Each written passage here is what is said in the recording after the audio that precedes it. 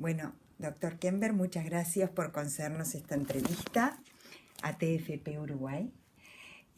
Usted sabe que nosotros somos un grupo que hace 3 años que estamos funcionando en Uruguay y es el tercer año que dictamos cursos.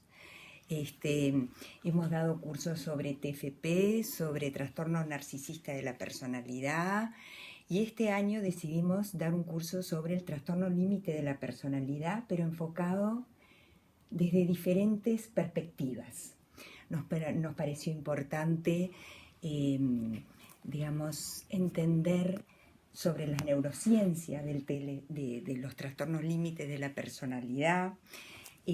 Damos un módulo sobre la teoría del apego, sobre la psicofarmacología, también sobre las últimas clasificaciones de los trastornos límites de personalidad, que lo da el doctor Ricardo Bernardi, que dicho sea de paso le manda saludos. Bueno, y queríamos tener, su opinión sobre alguno de estos tópicos. Por ejemplo, empecemos por las neurociencias. Es decir, ¿cuál es su opinión sobre la etiología del trastorno límite de la personalidad, sobre algunos estudios imagenológicos y el efecto a nivel cerebral de la TFP en pacientes con trastorno límite de la personalidad? Bueno, varias preguntas. En primer lugar,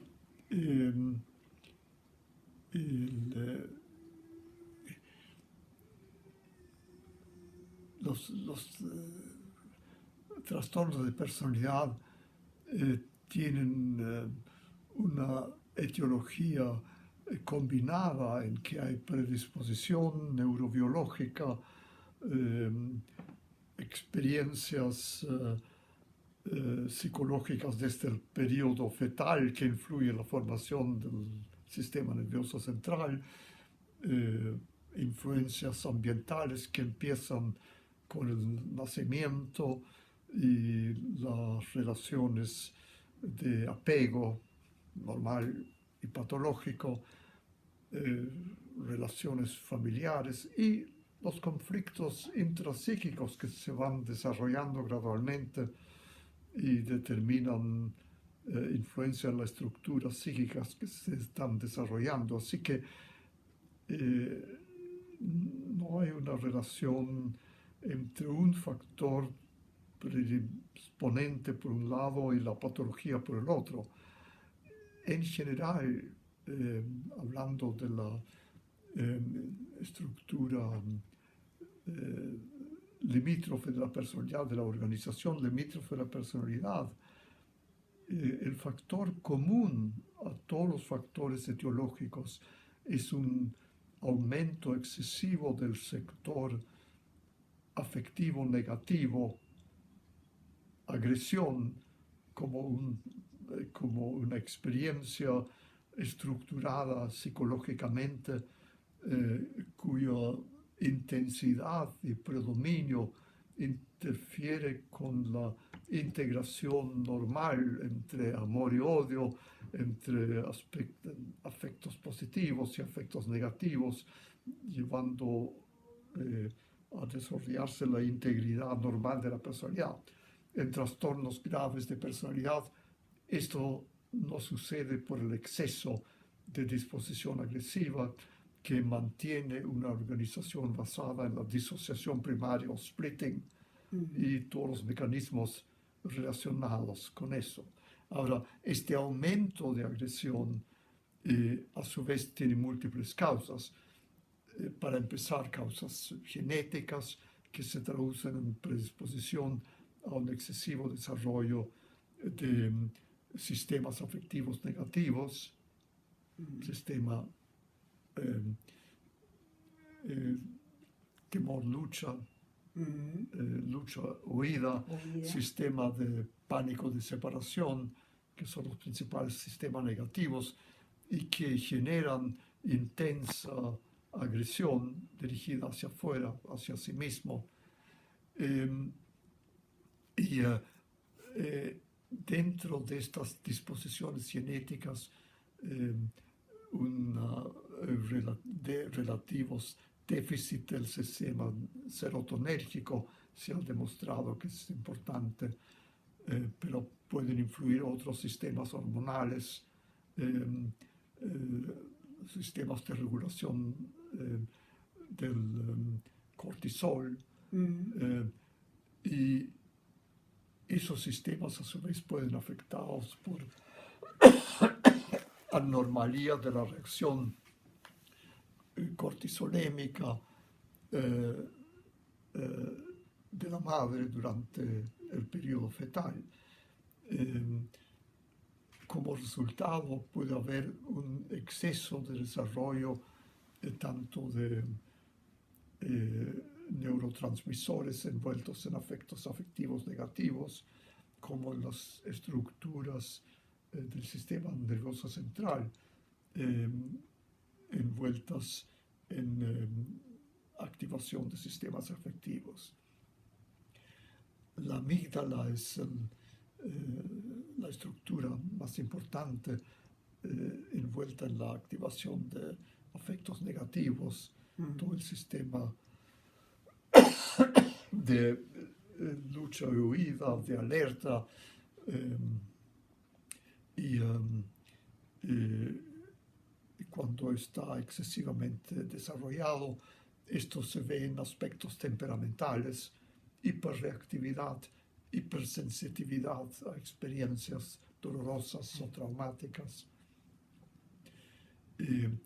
Así que, de un punto de vista práctico, hiperactividad de la amígdala es un aspecto importante neurobiológico de las estructuras del trastorno de personalidad limítrofe. Y nosotros hemos encontrado en nuestra investigación que el tratamiento efectivo de pacientes limítrofes disminuye la hiperactividad de la amígdala y al mismo tiempo corrige otro defecto primario que hemos encontrado, que es una actividad disminuida de la corteza media frontal, especialmente de la unión entre la zona geniculada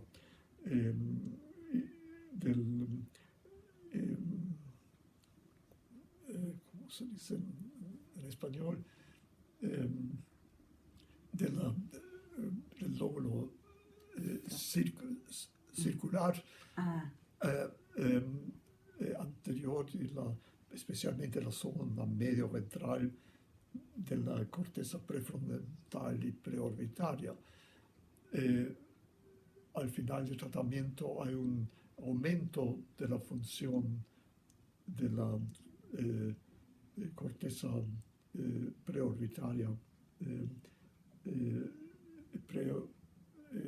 prefrontal, y disminución de la hiperactividad de la amígdala.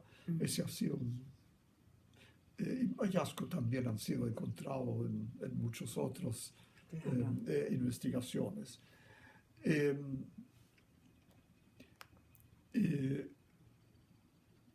Bueno, la importancia de un punto de vista teórico de nuevos hallazgos neurobiológicos se extiende, por supuesto, mucho más allá.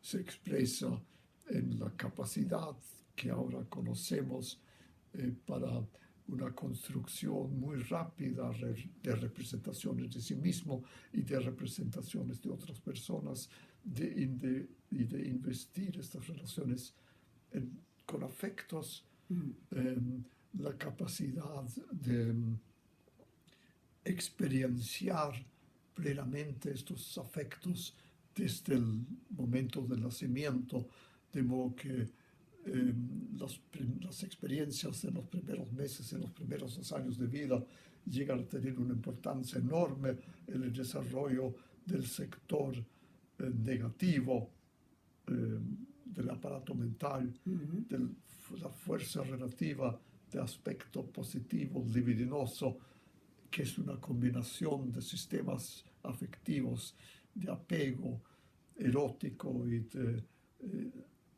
socialización general, Sí. el pre-bonding system de Panksepp. Y estamos interesados no solo en estudiar los cambios prácticos que podemos observar con el tratamiento psicoterapéutico de los pacientes limítrofes, sino también en desarrollar la teoría general de cómo se integran estructuras neurobiológicas con estructuras psicológicas, subjetivas, psicológicas, que son, por supuesto, producto de las estructuras neurobiológicas subyacentes, pero que desarrollan su propia organización en el plano puramente psíquico, de modo que miramos a la conducta como un resultado de la interacción entre sistemas de organización propiamente neurobiológico y propiamente subjetivos intrapsíquicos y su influencia mutua. Esta sería mi respuesta más general. O sea, uno podría decir que es lo intrapsíquico, lo básico, y lo intersubjetivo un efecto del lenguaje y la cultura.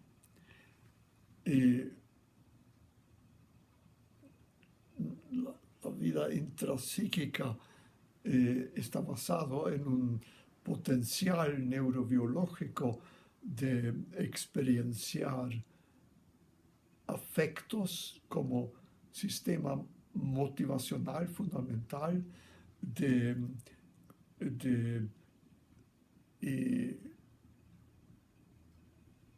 integrar cognitivamente los afectos mediante la comprensión cognitiva de las circunstancias en que se desarrollan afectos positivos y negativos, de modo que es las estructuras intrapsíquicas que permiten el desarrollo en el plano psicológico de relaciones de objeto que interiorizan las experiencias de interacción, las integran en los sistemas de memoria permanente o episódica, que para los afectos reside en el hipocampo desde el nacimiento, aunque el hipocampo se demora y recién madura a los 2 o 3 años, y la corteza cerebral, que también demora en maduración de ese tiempo. De modo que el sistema límbico activa sistemas afectivos que están cognitivamente integrados por la actitud de la corteza. La interacción entre el sistema límbico y corteza termina la capacidad de un mundo intrapsíquico en que evidentemente participa la experiencia de relacionado con la familia, con los padres, la sociedad más adelante, y que es reforzada enormemente por la profundización del sistema de comunicación interpersonal y de establecimiento de memoria episódica permanente a través del lenguaje, de modo que el lenguaje constituye un centro muy fundamental de desarrollo paralelo a la integración de las experiencias psíquicas que lo preceden. Claro. Y llega a ser parte integral de la capacidad de simbolización en un nivel complejo. Pero la capacidad de simbolización no depende solo del lenguaje, ya existe desde muy temprano la capacidad de ver una experiencia como representación simbólica de todo un conjunto de experiencias. Desde temprano, dice usted. Desde muy temprano, claro. Un niño que empieza a jugar con autos y con lenguaje muy primitivo en un momento dado, mueve algo y hace un ruido como un motor que anda y tiene una expresión simbólica de lo que es el auto, sí, claro. sin conocer el nombre de auto. Por supuesto que eso significa, y esto es un conocimiento nuevo que tenemos ahora, que experiencias fundamentales tempranas ayudan a formar representaciones de sí mismo y de objeto y relaciones muy fundamentales que fundamentan el aparato psíquico durante los primeros meses, primeros años de vida, sin que estos ingresen en el inconsciente dinámico, es decir, sin que se mantenga memoria.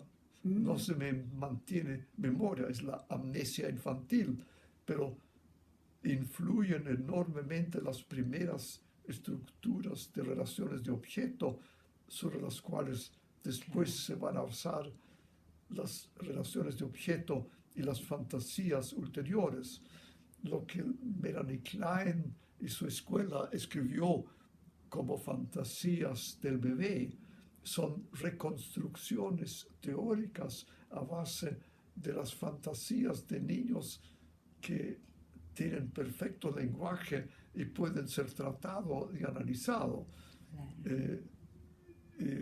que permiten hipotizar qué es lo que pasó antes, pero sin que tengamos el conocimiento concreto de eso. Y si hay conflictos muy graves derivados de los primeros meses de vida, de los cuales no queda memoria, quedan solo las estructuras de objeto y self, y se traducen solo en conducta no verbal, aspectos adherentes a la comunicación verbal, que indican aspectos afectivos, y son estos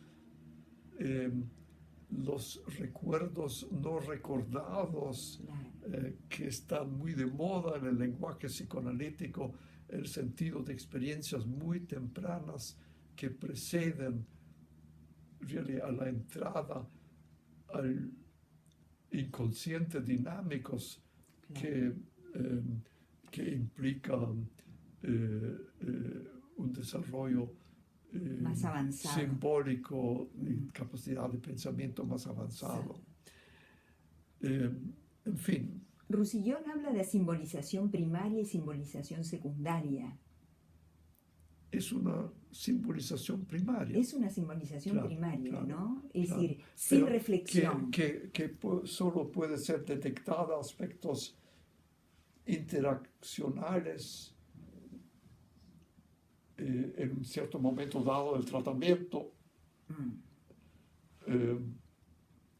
Lo que llamamos inconscientes dinámicos, más probablemente siempre, comenzó siendo consciente y después preconsciente y después cayó en el inconsciente, o en etapas ulteriores fue reprimido, de modo que represión y todos los mecanismos relacionados son más avanzados que escisión en los mecanismos relacionados primarios. Claro, porque hay quienes hablan de que esas primeras experiencias son percepciones, ¿no? No son hay quienes hablan de representaciones sin reflexión. Son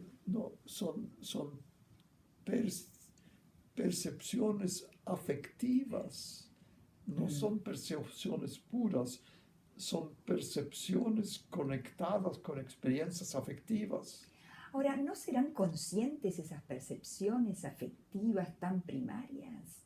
Por supuesto Por que supuesto. son conscientes, Claro, son son conscientes. conscientes, pero no entran Dentro del inconsciente dinámico. conscientes, pero no dejan memoria, no dejan memoria eh, eh, que puede ingresar al, al inconsciente dinámico, porque el inconsciente dinámico está constituido por fantasías inconscientes que ya implican más elaboración. Memorias y por tanto vienen de más tarde. Claro. O sea, Freud pensó que primero viene el ello, gradualmente el ello, y después el yo y finalmente el superior. La verdad es que yo y ello se desarrollan en paralelo. Claro. Las primeras experiencias psíquicas son conscientes, Claro. a pesar de que no dejan rastro, excepto en las estructuras que provocan. Claro. Qué interesante, doctor. Interesante. Bueno, voy a tener que cambiar de tema ahora porque son distintos módulos. Quiero decirlo más para gente de formación kleiniana, como Prominso Medio, que a mi juicio tiene toda la razón Melanie Klein cuando dice que la base estructural de la vida mental son fantasías inconscientes. Yo diría exactamente, y esas fantasías inconscientes siempre son relaciones de objeto que contienen por lo menos una representación de sí mismo, la representación de la otra persona y un estado afectivo que los une de un tipo deseado o temido.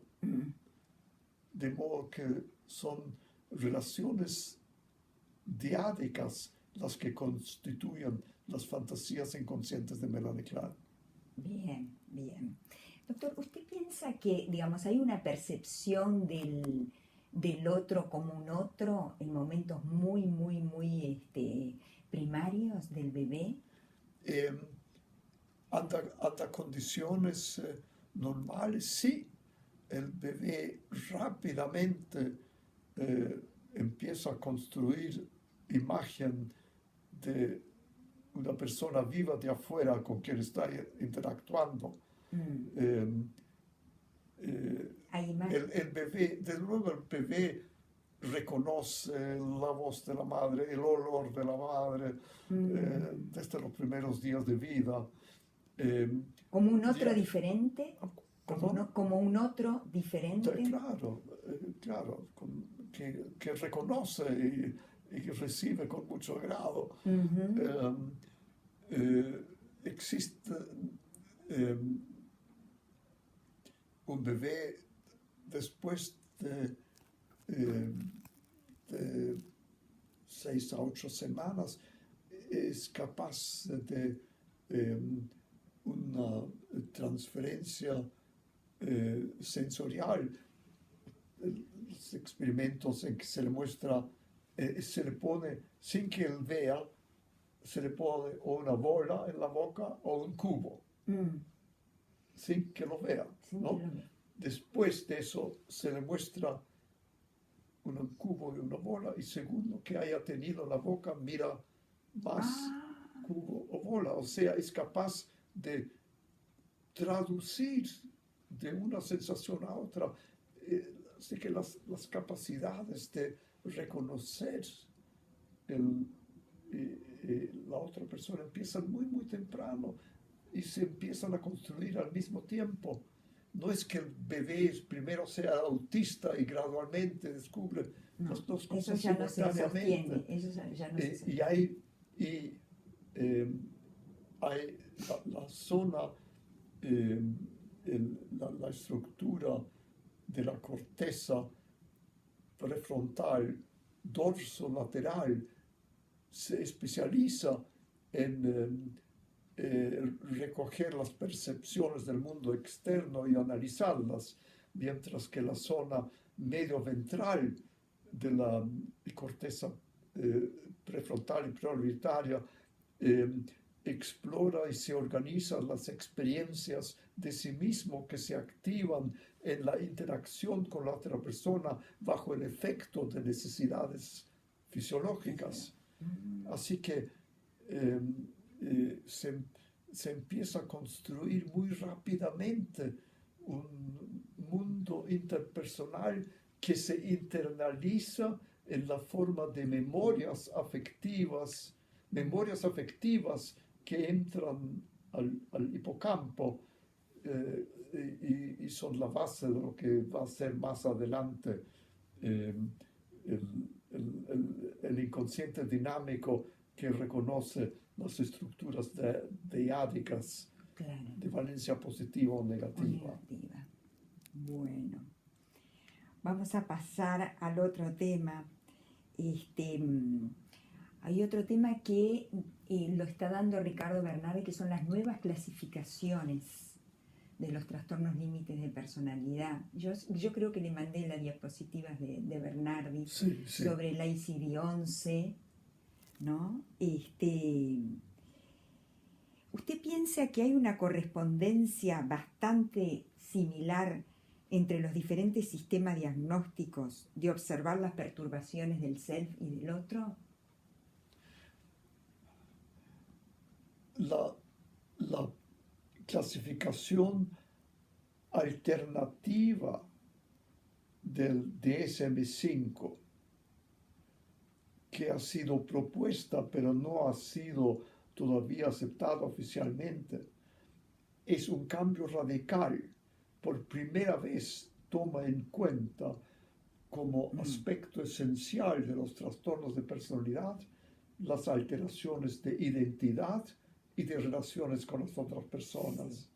Así que este es un cambio positivo que da mucho más sentido a las clasificaciones de los trastornos de personalidad anterior, que eran bastante problemáticas.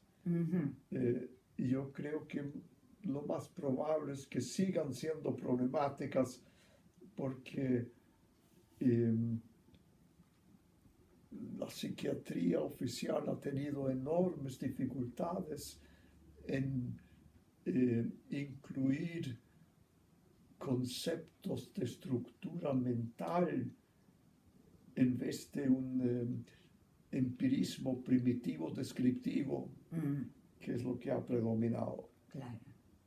Y ese problema va a seguir, pero en todo caso esta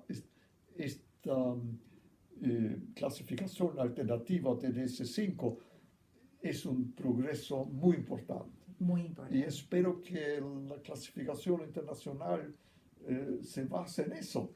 Claro. Lo veremos. Doctor, ¿existe un factor general de psicopatología común a todos los trastornos de personalidad?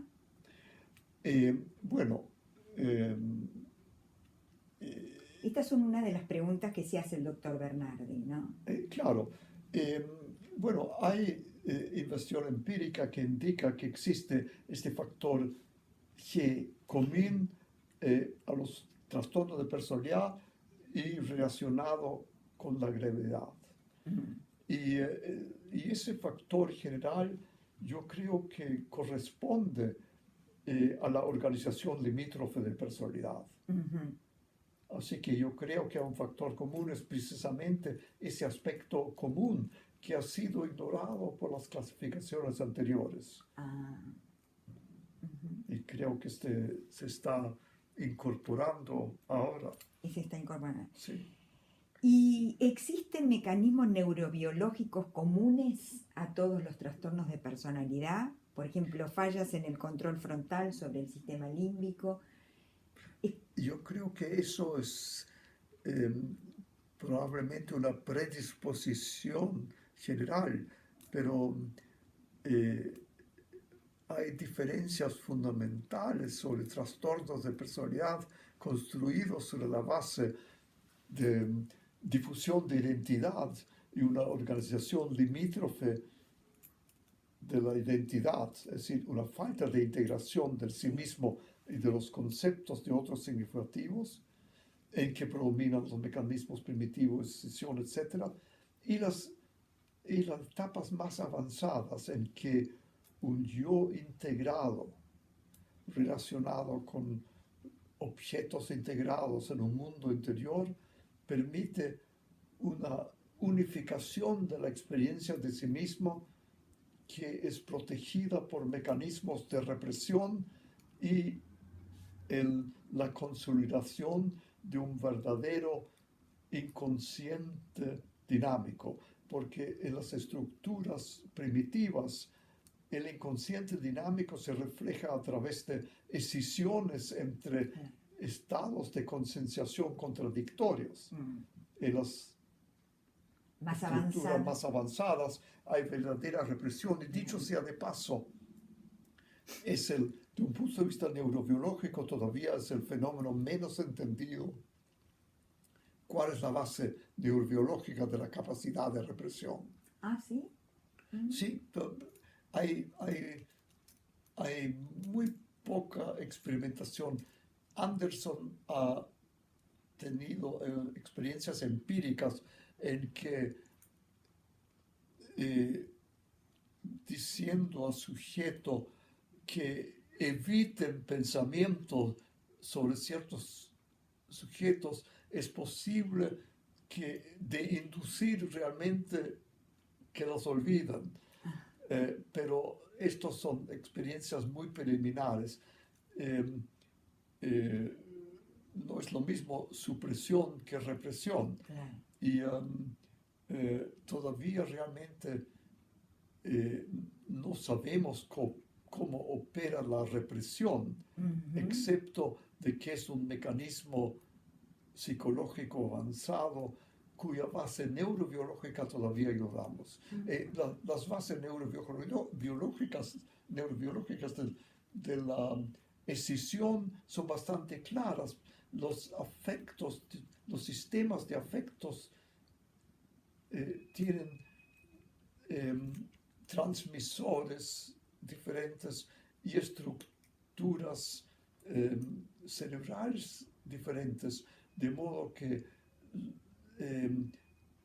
operan separadamente, y solo cuando son transmitidas a esa zona del lóbulo circular, no sé cómo se dice en castellano, Dígalo en inglés. Circular, y del lóbulo frontal, en esta pequeña zona central del cerebro, solo en ese área en que zona límbica y cortical están como combinados, en que existe la posibilidad de experimentar ambivalencia y tolerar simultáneamente amor y odio. Claro. Primitivamente están neurobiológicamente separados, y por lo tanto es posible desarrollar psicológicamente defensas de escisión. Claro. Por eso los impulsos agresivos son mayores. El trastorno de personalidad, doctor, ¿cómo evoluciona a lo largo de la vida? Es decir, ¿puede mejorar en forma espontánea? Sí, hay una interacción constante, y los trastornos de personalidad relativamente leves están bajo la influencia de la experiencia y del desarrollo de aspectos defensivos y adaptivos secundarios.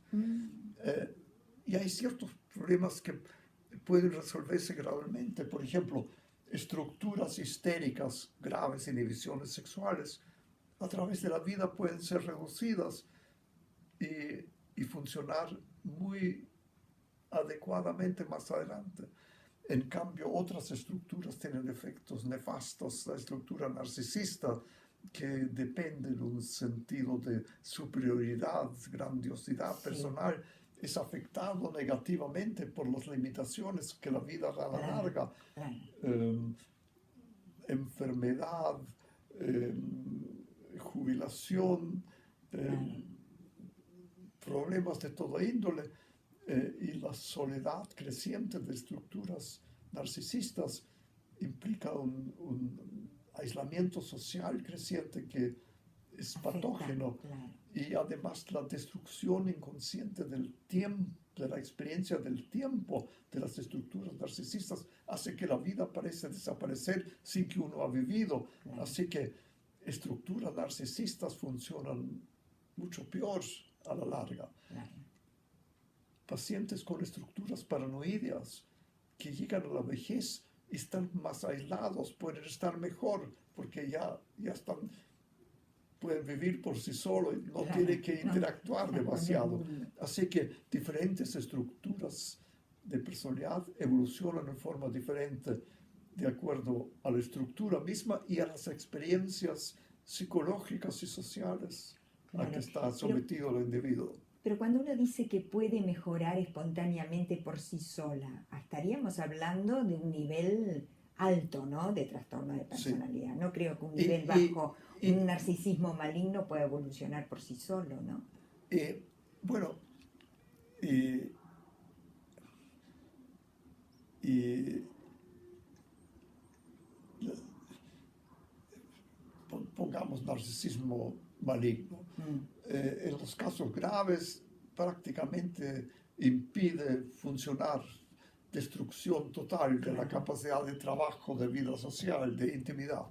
Mm, Pero con capacidades cognitivas altas y un medio social favorable, esos pueden llegar a ser los líderes de movimientos extremistas que buscan a alguien ¿verdad? con decisión completa, con actitud paranoidea, con grandiosidad, eh, con libertad para conducta antisocial.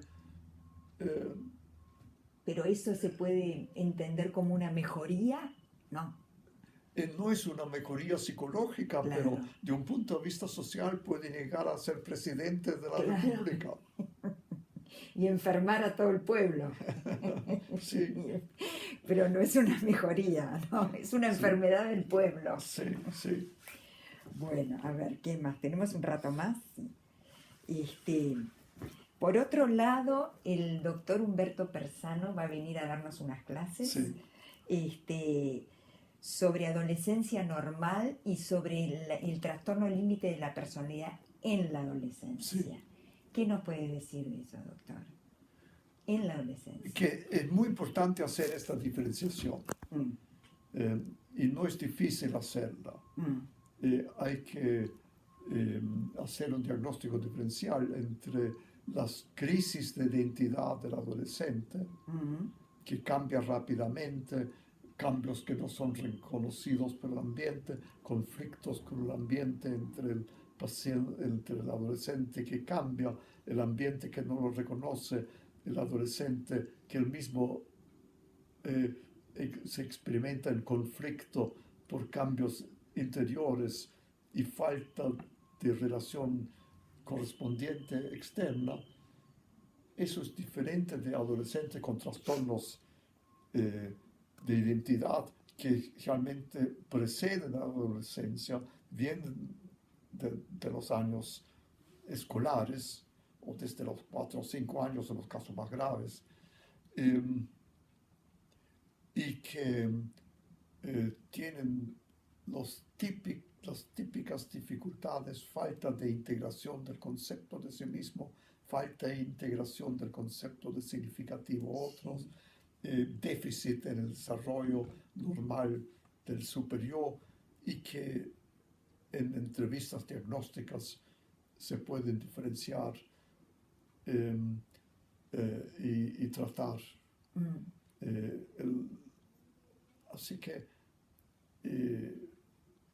un buen estudio diagnóstico permite ver que adolescentes que pueden tener una vida caótica aparentemente, en el fondo tienen una comprensión profunda de sí mismo y de los padres con quienes tienen conflictos todo el tiempo, pero los tienen cachados, como Sí, dicen en Chile. sí, Eh, eh, en cambio, estructuras limítrofes que son incapaces de empatía en profundidad con otras personas, y ya se ve eso en la adolescencia claramente. ya se ve en la adolescencia. Es decir, puede Estructuras narcisistas se pueden ver desde ya los 7 años, 6, 7 años de 6, edad. 7 años de edad. Sí.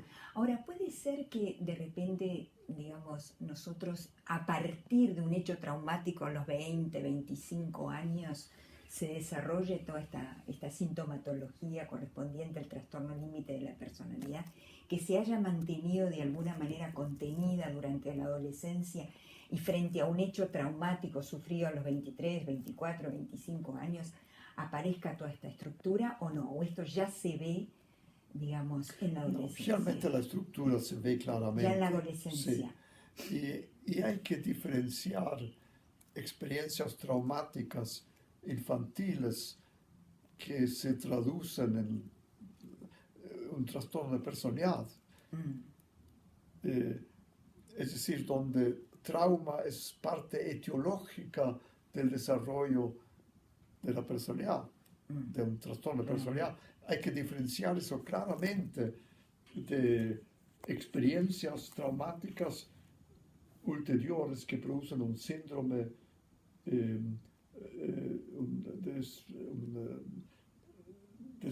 desorden, Sí, desorganizativo. un desorden post-traumatic stress disorder, Sí, no sé cómo se dice. postraumático, desorden postraumático. Un desorden postraumático. Un desorden postraumático tiene síntomas bien específicos, tratamiento bien específico, que es diferente al trastorno de personalidad. Y Claro. si el trastorno traumático ha tenido una función etiológica del pasado, ahora el tratamiento es del trastorno de personalidad, no del trastorno traumático del pasado. Claro. Es posible que en medio del tratamiento psicoanalítico, psicoterapéutico de un trastorno de personalidad se reactive una experiencia traumática pasada en el tratamiento, Claro. ya como parte de la experiencia transferencial. Eso sí, pero no es lo mismo que tratar una experiencia traumática de hace 30 años atrás como si fuera un estrés postraumático. Claro. Sí. Y, digamos, hay cambios cualitativos en la psicoterapia focalizada en la transferencia dirigida a los adolescentes. Bueno, que hay cambios en la técnica, Sí. pero en el fondo es una modificación relativamente menor que afecta los diversos aspectos de la técnica. Por ejemplo, una manera más lenta y gradual de interpretar la transferencia, para empezar interpretándola en las relaciones del paciente adolescente con otras personas y solo gradualmente llevándolas al análisis de la transferencia propiamente tal. Sería un ejemplo. La necesidad de evaluar las situaciones conflictuales presentes, hasta qué punto reflejan una negación de aspectos de realidad que deben ser clasificados. O sea, clarificación de una realidad que el adolescente pueda estar interpretando mal o ignorando, puede ser una importante fase preliminar a interpretar identificación proyectiva. Claro. En fin, hay un trabajo como mayor ejemplo, con los claro, padres. como ejemplo de cambios menores cuantitativos, no cualitativos del enfoque técnico. Pero hay un mayor general. trabajo con los padres, ¿no? Y la necesidad de trabajar con los padres, el efecto de que la estructuración del tratamiento exija intervenciones no técnicamente neutrales con mucho más frecuencia, Ajá, que enseguida tienen que ser examinados en la psicoterapia. Sí, claro, así que neutralidad técnica es mucho más compleja de establecer y mantener y analizar. claro, en estos casos, Sí, ahí está. Y otro de los módulos está a cargo del doctor Valenciano, desde España, que nos va a hablar del diagnóstico de trastorno antisocial de la personalidad. Y él sí, dice que el diagnóstico diferencial entre el trastorno antisocial, el síndrome del narcisismo maligno, el trastorno narcisista de la personalidad con rasgos antisociales y el trastorno límite con rasgos antisociales es un diagnóstico que exige mucha finura. sí. Estoy totalmente de acuerdo, exactamente. Yo lo pondría en las mismas palabras. Ajá. Bueno, muy bien, doctor. Ok. Ok. Ay, muchísimas gracias, doctor.